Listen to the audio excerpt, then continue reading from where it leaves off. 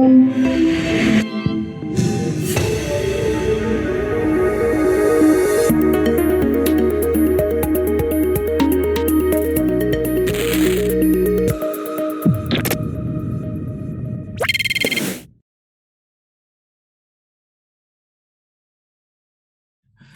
tardes a todos. En primer lugar, agradecer a Andrés por la invitación que me ha cursado.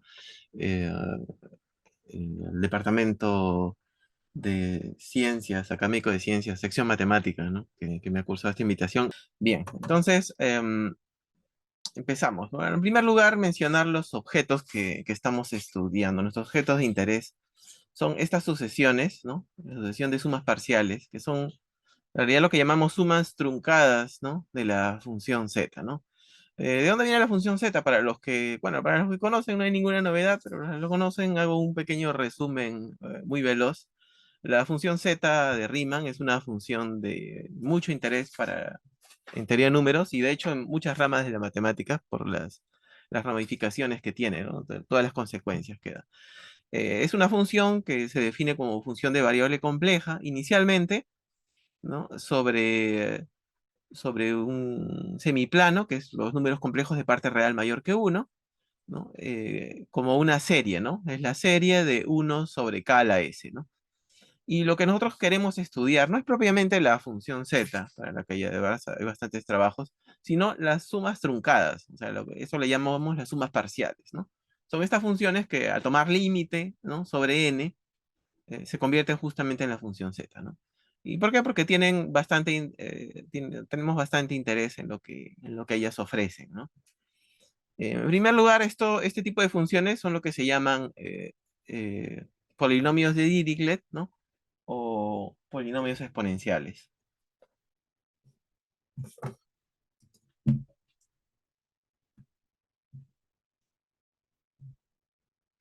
Entonces,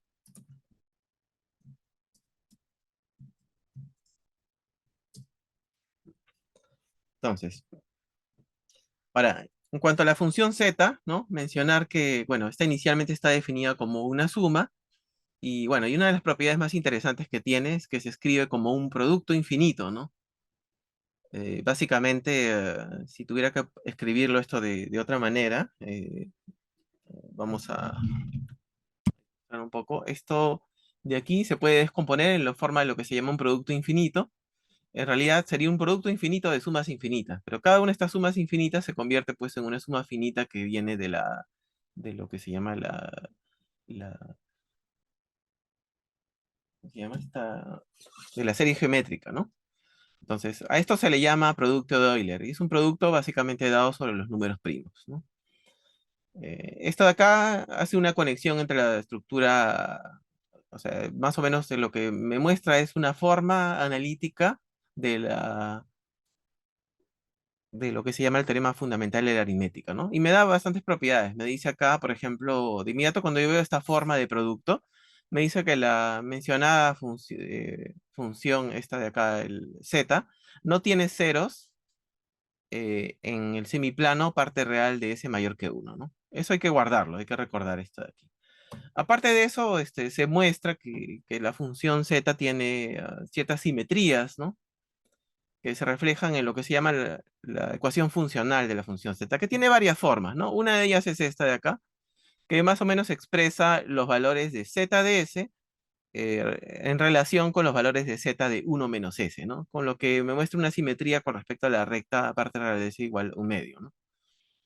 Entonces, y a partir de esta, la fórmula de esta ecuación funcional, por ejemplo, una de las cosas que notamos es que hay ciertos valores, ¿no? Que tienen que ver pues con la anulación de la función z y que nos dan lo que se llaman las raíces triviales de la función, los ceros triviales, ¿no? Que son los enteros negativos pares, ¿no? Si tuviera que ilustrar, finalmente, entre el tema de las simetrías y los ceros triviales, notamos, por ejemplo, los ceros triviales, que son estos que están sobre este gráfico, ¿no? De parte de que son los negativos, enteros negativos pares. Y por otro lado, los famosos ceros no triviales. Miren la escala con mucho cuidado. Esta es una escala bien extendida en parte real y bien comprimida en parte imaginaria, ¿de acuerdo? Y en realidad está mostrando ceros reales de la función z, lo que ven acá dibujado, ¿no? Todos estos se dibujó experimentalmente y que por lo menos experimentalmente muestran una distribución alineada en la recta parte real de S igual a un medio, ¿no? De lo que se sabe es que estos ceros no triviales, o sea, los que no son estos que están en rojo, están sobre una banda que es parte real entre 0 y 1 y que son simétricos, tienen ciertas simetrías, ¿no? Con respecto a esta recta, ¿no? Se espera que los ceros estén alineados y eso es lo que se llama la hipótesis de Riemann, ¿no? Entonces, obviamente, este es un tema muy interesante cuando Riemann formuló el problema como tal, ¿no? Él en realidad lo que buscaba era una fórmula de, de lo que se llama el número de primos menores o iguales a un número dado. O sea, básicamente la distribución global de los números primos, a partir de unos trabajos de Chebyshev que lo inspiraron, ¿no? Entonces, en ese proceso, él hizo varias manipulaciones y lo que logró fue escribir, pues, esta cantidad de números primos, ¿no? Esta distribución global en términos de los ceros de esta función z, ¿no? Y él fue, de verdad, pues, el que insertó este tratamiento complejo de la función z, porque antes de eso, lo que se tenía era lo que se llama el producto de Euler, o sea, Euler fue el que dio esta expresión, pero lo dio no para complejos de parte real mayor que uno, sino realmente para números reales mayor que uno, ¿no? Entonces fue Riemann el que introdujo todas estas cosas, y en el proceso fue que, pues, que descubrió, o por lo menos eh, conjeturó pues que estos ceros, ¿no? En azul estarían alineados, ¿no? Entonces ahí, bueno, ahí nacieron ciertas cosas, ciertas propiedades o ciertas preguntas que se han ido respondiendo poco a poco y otras que han quedado abiertas como la llamada hipótesis de Riemann, pues, ¿no? Que está pendiente aún. Es uno de los problemas del millón. Unos comentarios sobre esto de acá. Por ejemplo, bueno, eso no lo había escrito en las transparencias. eh, Sino que cuando yo tomo la suma de Riemann, o sea, nosotros tenemos a la mano lo que se llama el teorema de Hurwitz, ¿no? Que nos dice que si yo tengo una f que es límite uniforme en compactos de una, de una sucesión de funciones holomorfas, ¿no? Y, y f de ese cero es igual a cero, entonces Fn tiene para n grande ceros cercanos a ese cero, ¿no? Bueno, obviamente estoy siendo muy informal en la expresión, pero grosso modo es lo que trata de expresar, ¿no? O sea, básicamente lo que me dice es que el movimiento de los ceros de las funciones fn, ¿no? Se reflejan pues en el límite de esas funciones, ¿no? Esto es convergencia uniforme en compactos. Teniendo esto en cuenta,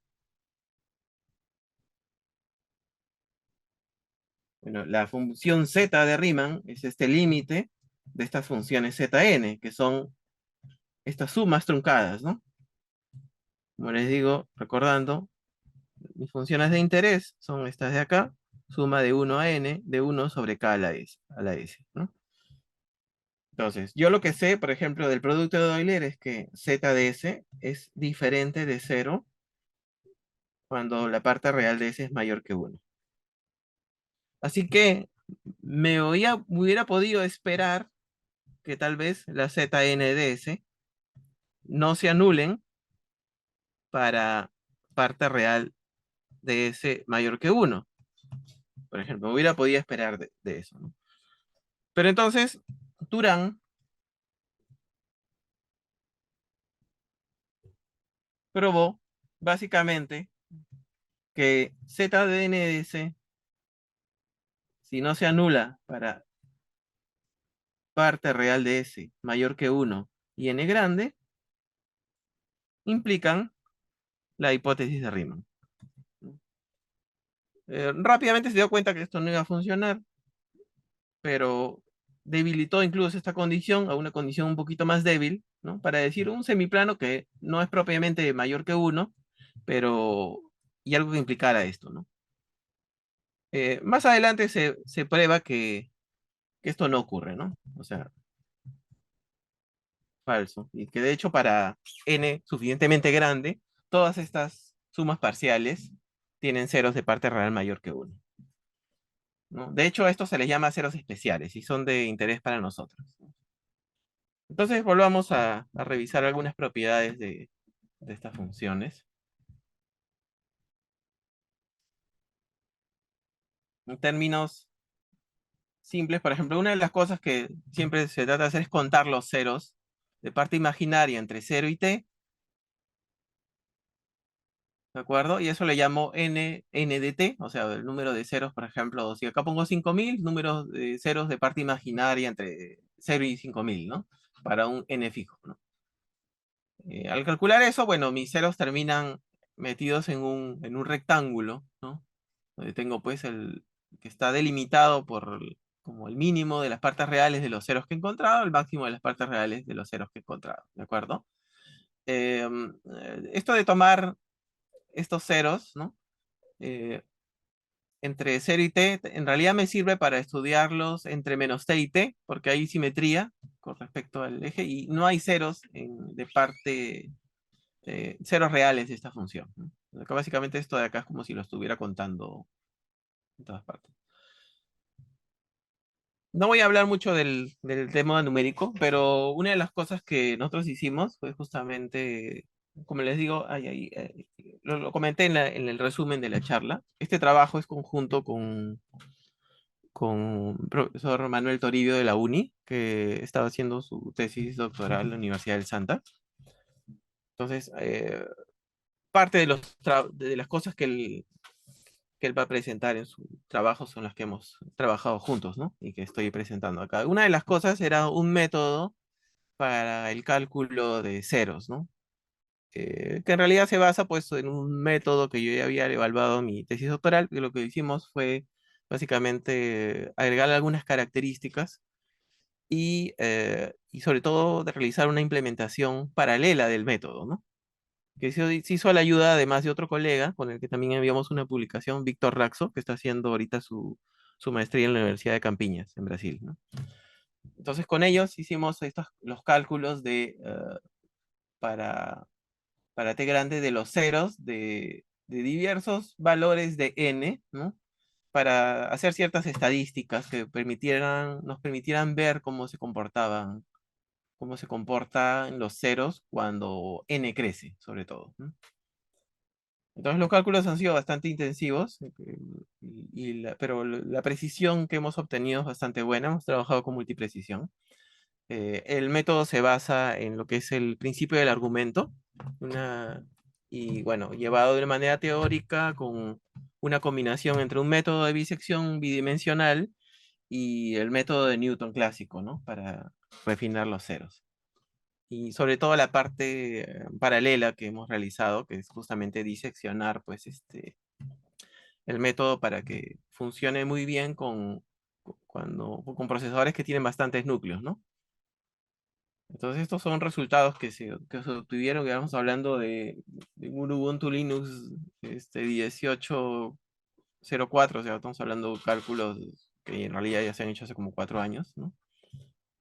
Y luego las estadísticas de las raíces, en cuanto a lo que es el mínimo de las partes reales y el máximo de las partes reales calculados. Por ejemplo, aquí notamos que si vamos ordenadamente calculando los ceros de nuestras funciones, los ceros de parte real mayor que uno que pudieran tener estas funciones no son realmente evasivos, porque son escasos de calcular, ¿no? Acá ninguno de estos excede parte real mayor que uno. Y en realidad si queremos calcular todos los ceros hasta encontrarnos con el primer cero especial, o sea, cero de parte real mayor que uno, el cálculo es bastante tedioso. Y bueno, dicho sea de paso, a partir de ciertos valores, ¿no? N19 recién vamos a encontrarnos con estos valores de lo que se llaman los ceros especiales. Antes de eso no hay, y inclusive hay algunos casos que no, tampoco podemos encontrar ceros especiales, ¿no? Esto es en cuanto a la parte, eh, el máximo de las partes reales. En cuanto al mínimo de las partes reales, hay un movimiento interesante, ¿no? Que nos muestra que estos valores tienden al menos a infinito, ¿no? Con n creciendo, ¿no? Acá tenemos algunos cálculos, por ejemplo, para Z3, ¿no? O sea, ¿quién es Z3? O sea, Z3, no sé si ponerle acá, distinguir dos funciones. Z de 1 no tiene ninguna importancia, pero, o sea, a partir de Z de 2, bueno, es medio trivialona la función, pero igual, ¿no? Esta es una función, 1 más la exponencial de menos s logaritmo de 2. Esta de acá es periódica de periodo 2 pi sobre el logaritmo de 2. ¿De acuerdo? Y sus ceros están ubicados, todos sus ceros de esta función tienen parte real cero, o sea, sus ceros están bien alineaditos sobre la recta imaginaria, ¿no? Y tengo el periodo aquí determinado. Eso es en cuanto a esta de acá. Es una función periódica, z de 2. A partir de 3 ya notamos cierta dificultad. Y es que en 3 ya notamos ciertas cosas. Por ejemplo, esto de acá, bueno, se convierte en menos s logaritmo de 2. Esto se convierte en menos s logaritmo de 3. Y entonces aquí yo experimento dos periodos, ¿no? Concurrentes que son 2 pi sobre el logaritmo de 2 y 2 pi sobre el logaritmo de 3, ¿no? Pero resulta que estos de acá no los puedo convertir en múltiplos de un solo elemento, ¿no? Porque el logaritmo de 2 sobre el logaritmo de 3 no es racional. Al no ser racional, bueno, estos de acá no van a ser múltiplos de uno mismo. O sea, esta función no es periódica. No es periódica.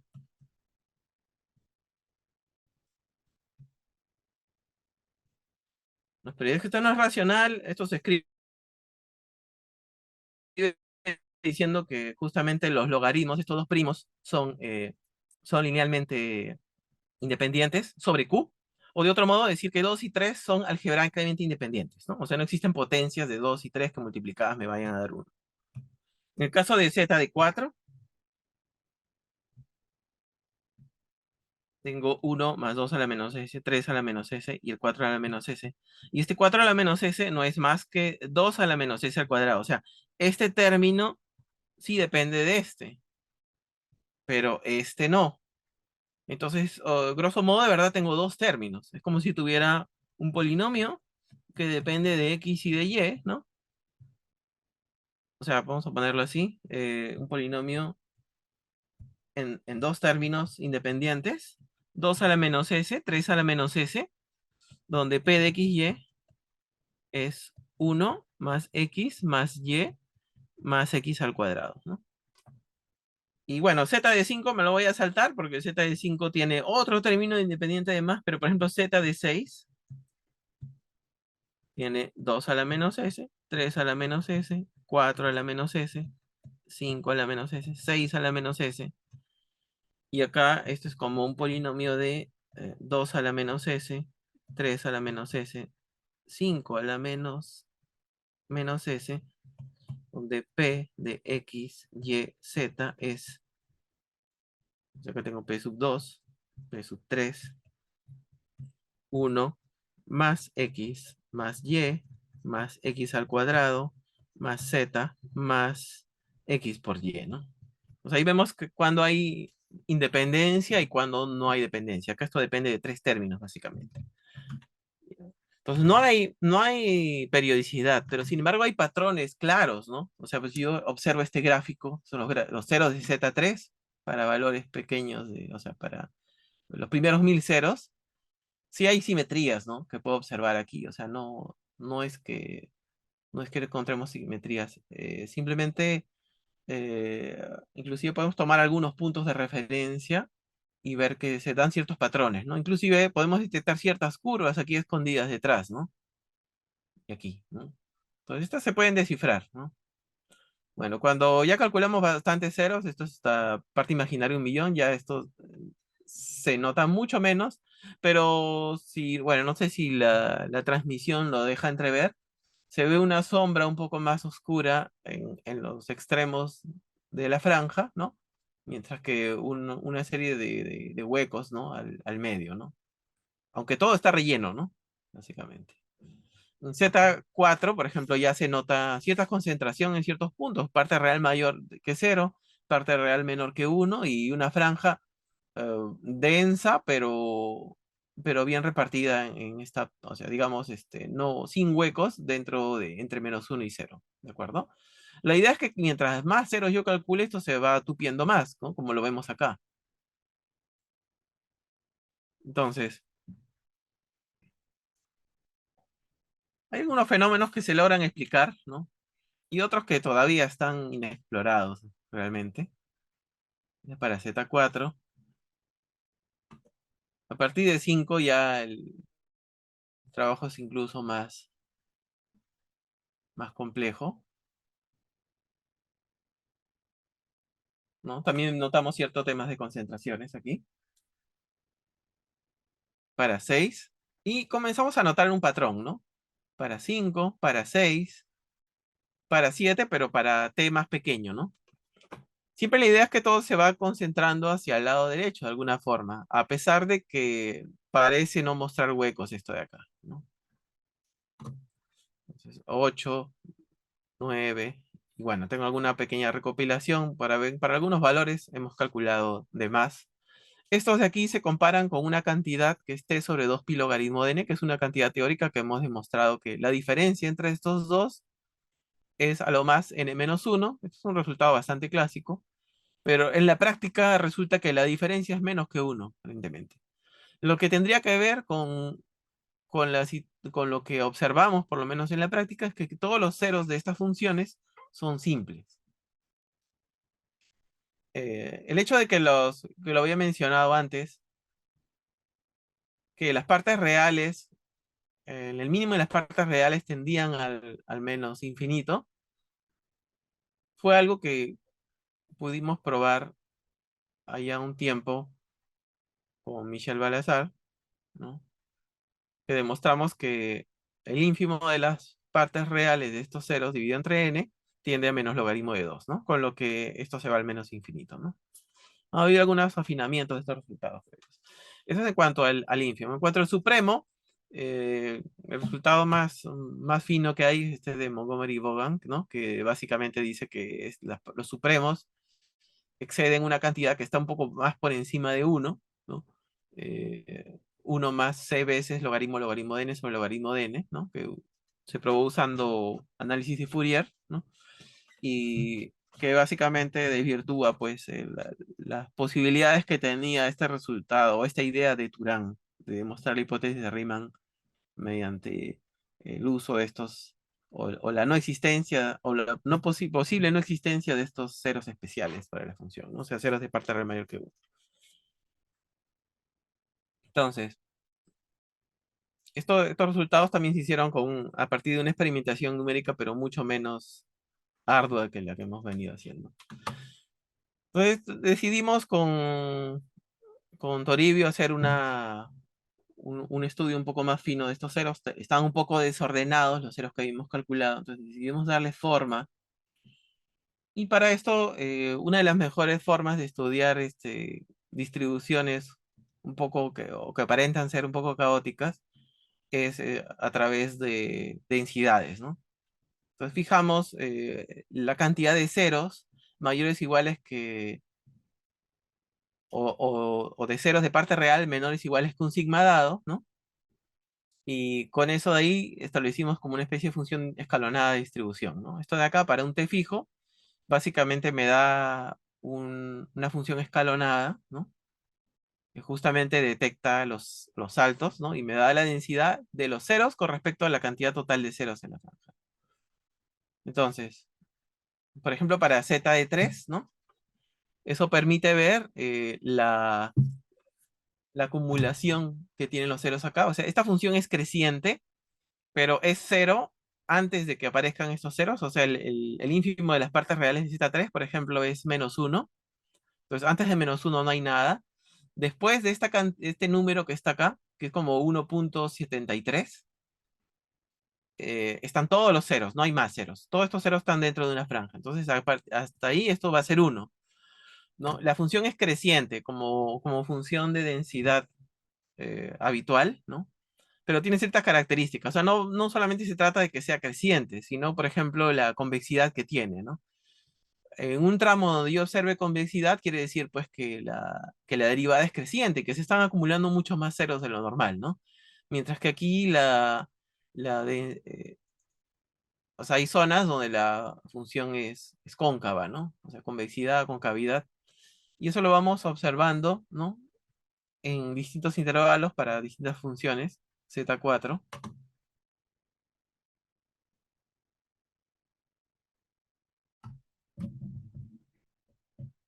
Me salté Z5, creo que era porque era muy pesadito.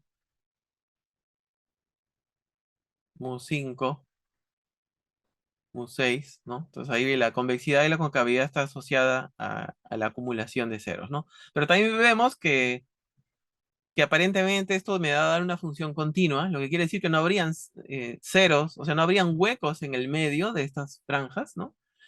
Pero además que hay una concentración en lo que llamamos la banda crítica, ¿no? Y no solo la banda crítica, sino creo que sería la recta crítica, ¿no? Entonces,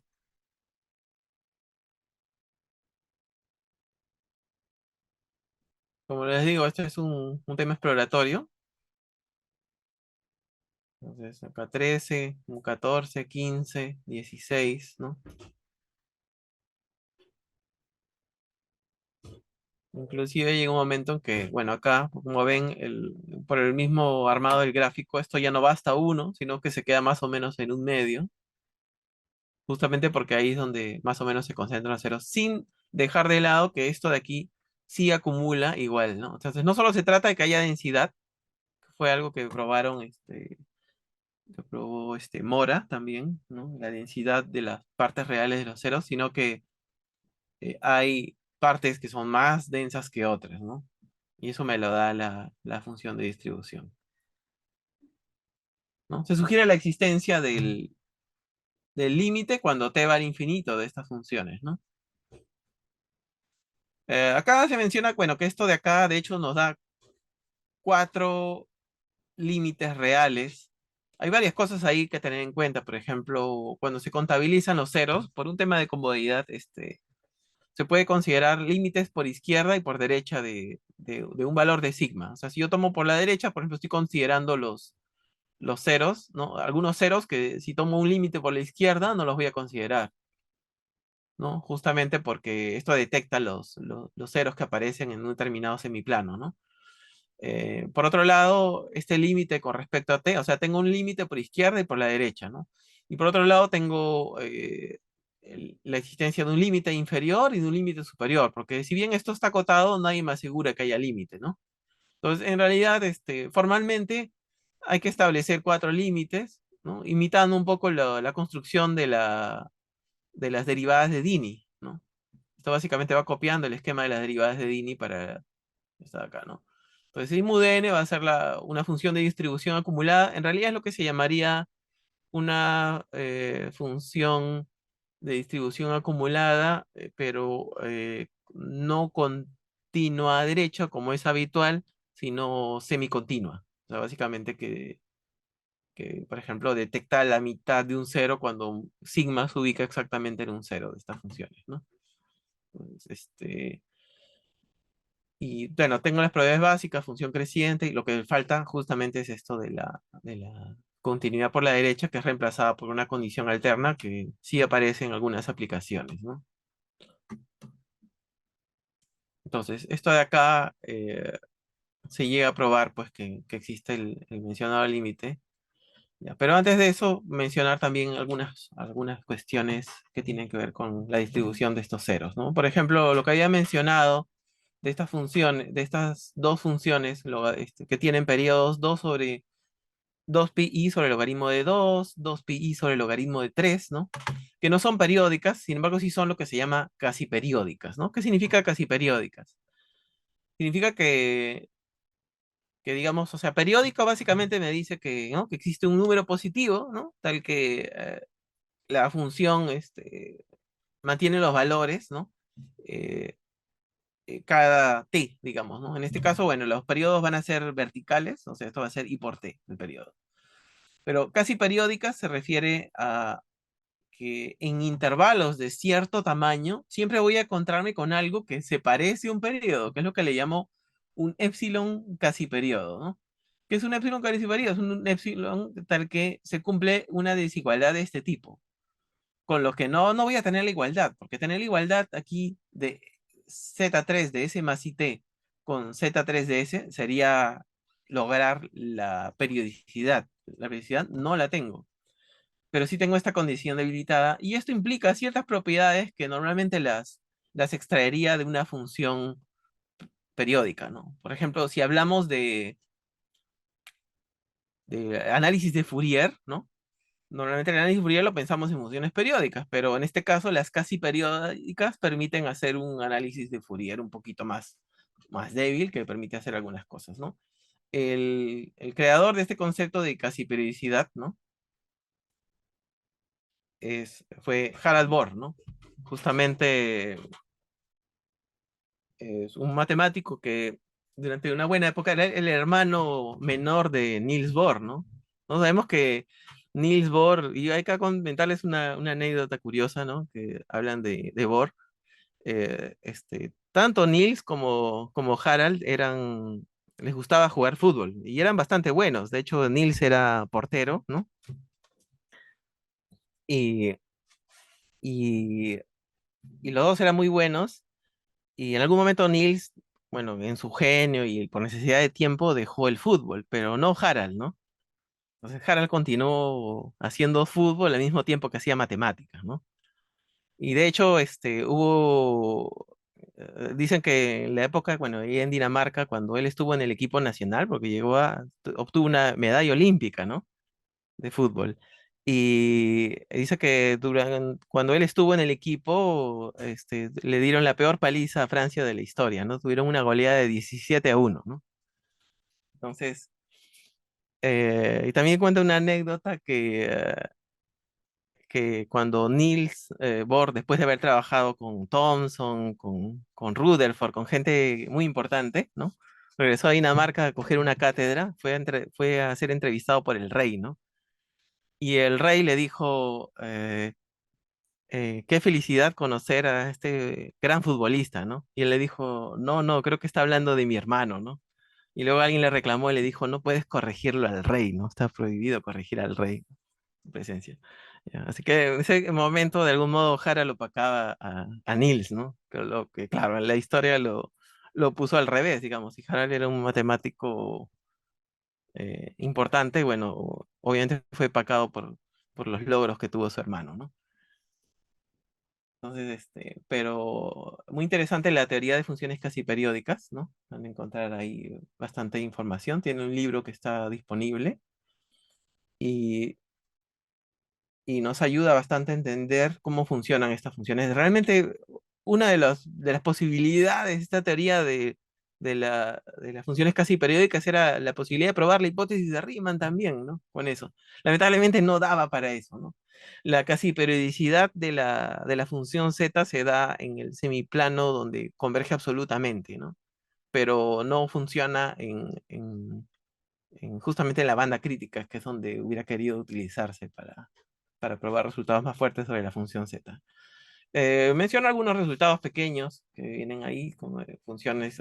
Estos resultados vienen del estudio de las funciones de argumento que sirven para medir estas funciones, pero también se pueden estudiar directamente. Por ejemplo, acá dice, ¿no? Tengo una función de distribución acumulada asintótica de las partes reales de los ceros de un polinomio, y si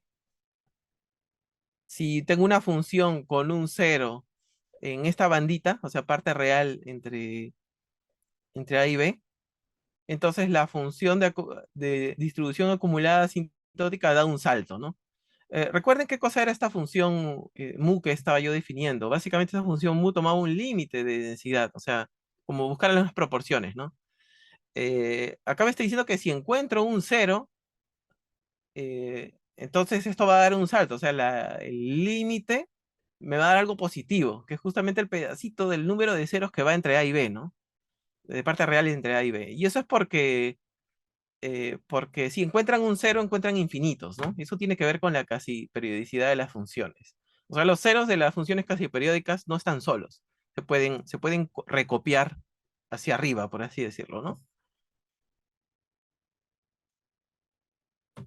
Entonces, bueno, mencionado en el caso general de un polinomio de Dirichlet, ¿no? Se puede definir lo mismo, una función de distribución acumulada asintótica de las partes reales de los ceros de un polinomio de Dirichlet. En este caso, este límite es casi una imitación del límite que había definido antes.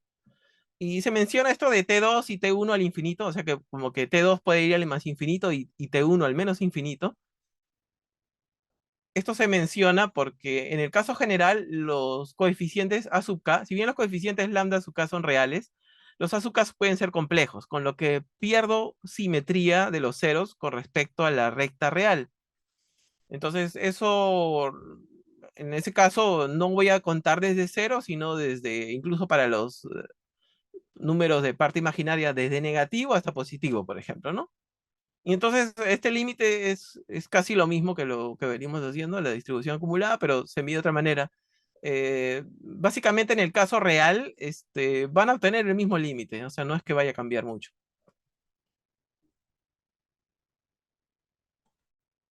Entonces, y este límite existe para todo sigma n r, salvo la más para un número finito de valores de sigma, ¿no? Otro resultado interesante es que existe lo más un número finito de intervalos maximales en los que la función mantiene valor constante. ¿Qué significa que la función mantenga valor constante? O sea, si yo lo escribo aquí, básicamente, por ejemplo, si mi función tiene ceros en una franja, tiene ceros en otra franja, entonces la función de densidad, cuando ya la observe, va a estar así en cero, y luego va a crecer por acá, ¿no? Y luego va a estar constante, y luego va a volver a crecer y de ahí ya queda, ¿no? Entonces esta de acá sirve para detectar estos ceros, esta parte. Esto sirve para detectar estos ceros. Y aquí lo que detecta es que no hay variación, ¿no? O sea, un intervalo constante para mi función de distribución me está indicando un hueco, una falta de densidad de ceros en esta parte, ¿no? Eso es lo que precisamente sabemos que para la función z no ocurre. Otra cosa interesante es que, bueno, estos ceros pueden venir de dos funciones, por ejemplo, una f y una g. O sea, cada una de estas funciones que son polinomios de Dirichlet tienen ceros en franjas de este tipo. Si yo las multiplico, esto me da una nueva función que va a tener un hueco de aquí, ¿no? Básicamente. Entonces, básicamente lo que me dice es que no pueden haber más de una cantidad finita de estos orificios en medio. Ya. Algunos resultados que voy a pasar muy rápido, ¿no? Son, por ejemplo, el tema de lo que ocurre. Si no quiero hacer este tema de la casi periodicidad, opto por otra manera, que es la idea de eliminar periodos. O sea, por ejemplo, yo puedo tomar todos los ceros de una función y cocientar los ceros módulo 2pi sobre el logaritmo de 2, por ejemplo, para z de 3, y me voy a quedar con el otro periodo. Y al hacer eso, las funciones adoptan, o sea, los ceros adoptan una forma que claramente está descrita por una curva, ¿no? Entonces yo al hacer esto, esto me da que pensar, pues que hay una relación, ¿no? Que me permite meter los ceros dentro de una curva, efectivamente, ¿no? Con estos dos periodos. Y efectivamente se demuestra que con un algoritmo bueno, con el algoritmo de la base de Grobner, ¿no? Para reducción de ecuaciones, se puede hacer esto de acá, ¿no? Esta eliminación, ¿no? En ese sentido, bueno, el trabajo lo que hemos hecho es reproducir algunos resultados. Estos resultados en realidad vienen de Borwein, que los probó en el 2007. hemos podido reproducir, bueno, con un estudiante de la facultad también, Marco León, que ahorita está haciendo maestría en la Sorbona, en algorítmica. Y, y bueno, podemos identificar los patrones en los que se reparten estos ceros, ¿no? Por ejemplo, entonces los ceros de FDS reducidos módulo, una combinación de dos periodos, básicamente, ¿no? Se encuentran en una curva que se puede bien determinar mediante un proceso de reducción bastante claro, ¿no? Que es a través del algoritmo de bases de Grobner. Em, en cuanto a los casi periodos, igual queda pues la idea de que se pueden calcular. Entonces, justamente voy a describir un poquito el proceso. Quiero calcular un casi periodo de una función ZN, entonces hago calculo esta diferencia, e internamente lo que voy a obtener es esta cantidad, ¿no? Que es una exponencial de I de t logaritmo de j menos 1, ¿no? Y bueno, yo sé que esto no lo voy a poder igualar a 1 para todos los términos que tengo ahí, pero puedo intentar que sea cercano a 1 esto de acá. Entonces, esto significa que este t logaritmo de j debería ser un múltiplo entero de 2pi para que esto funcione. Y esto me lleva a esta forma, ¿no? Y esto de nuevo me lleva a esta forma. Y cuando yo veo esto, logro identificar que efectivamente esto se condice con un problema de teoría de números, que es justamente el problema de aproximación diofántica, ¿no? Entonces, para esto participa el teorema de Kronecker, ¿no? El teorema de Kronecker es el que me dice que básicamente, si yo tengo una familia de números linealmente independientes sobre Q, puedo básicamente aproximarlos todos, un múltiplo de ellos, los puedo aproximar a todos una cantidad de enteros, ¿no? Y bueno, en realidad son así, ¿no? Alfa i, o sea, estos alfa i's, puedo aproximarlos por un múltiplo de, de estos valores de t, ¿no? Menos un valor entero, ¿no? Estos valores enteros tienen que ver, pues, va a tener que ver, inclusive en la prueba, ¿no? Con las exponenciales que aparecen en mi cálculo. En la prueba original de Kronecker inclusive da a ver que eso está relacionado directamente con el manejo de exponenciales. Pero ¿cómo se calculan estos valores de aquí de manera práctica? Si yo quiero hacer el cálculo. Para esto se utiliza el algoritmo LLL, ¿no? El algoritmo LLL es un algoritmo que me permite encontrar dentro de lo que se llama un retículo. ¿Qué es un retículo? Es un conjunto de múltiplos enteros de vectores. Me permite encontrar un vector de tamaño pequeño, bajo ciertas condiciones, ¿no?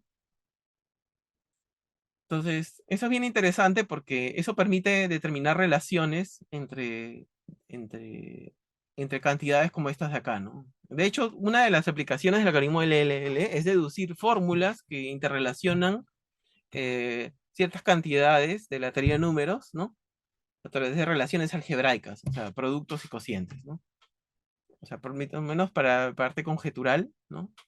Es un algoritmo bastante útil. Y eso nos permite escribir esta proposición, que básicamente me dice lo siguiente, ¿no?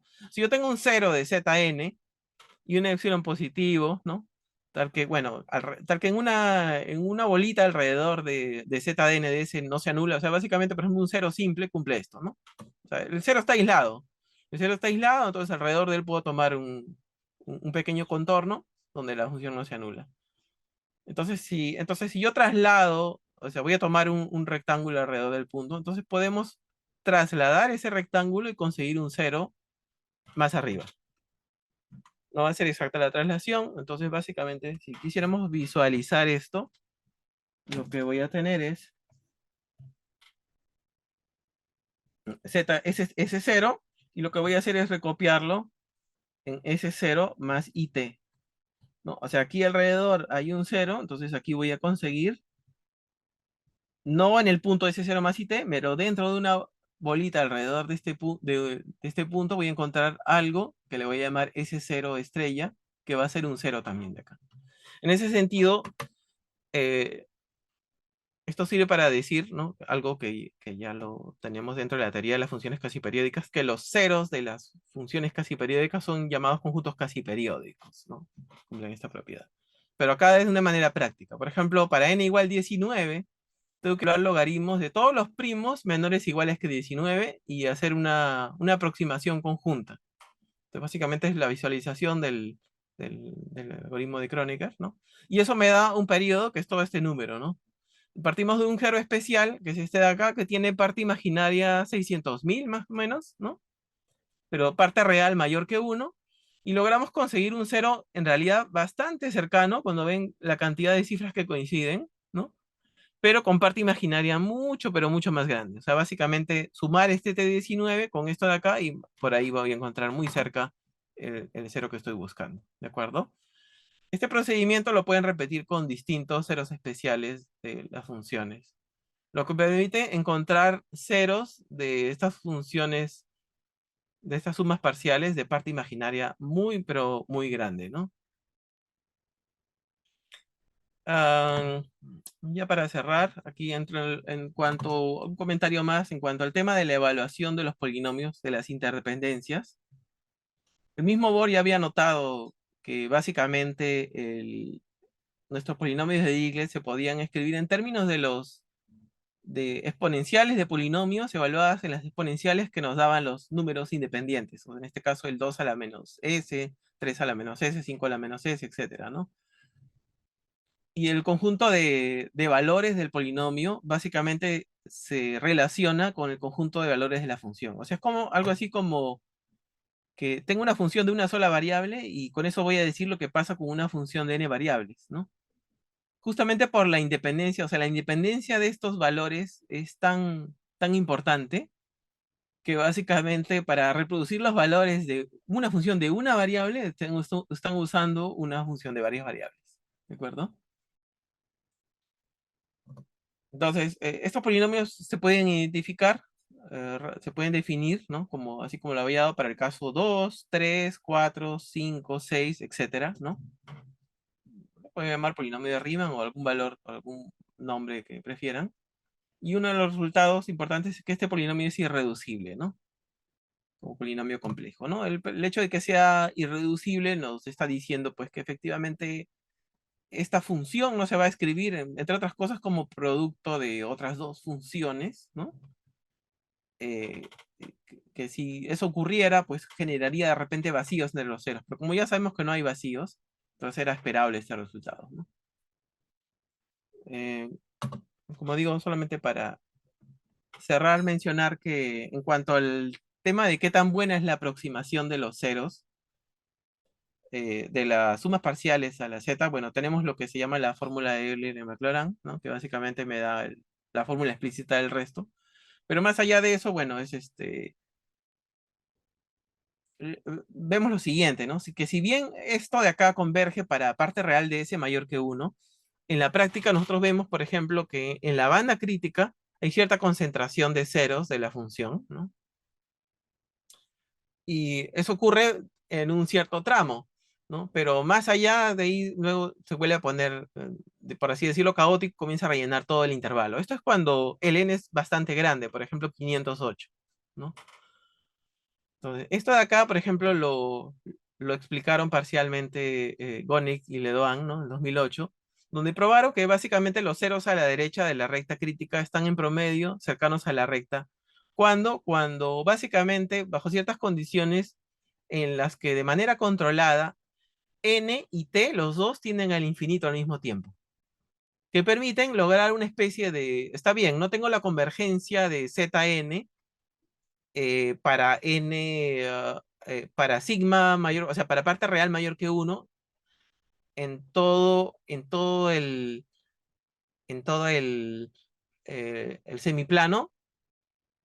Entonces, o sea, tengo, para parte mayor que uno tengo la convergencia, pero parte real mayor que cero, que es donde me interesa, no tengo la convergencia, pero sí la tengo parcialmente. Si yo hago tender n y t al mismo tiempo, ¿no?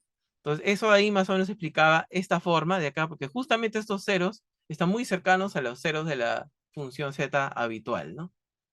Pero, por ejemplo, hay un montón de cosas que no están explicadas, ¿no? Y solo para mencionarles, en este gráfico, esta tripita de aquí con estos ceros sigue siendo un misterio.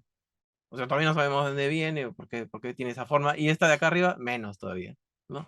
Entonces hay bastantes preguntas todavía sin responder.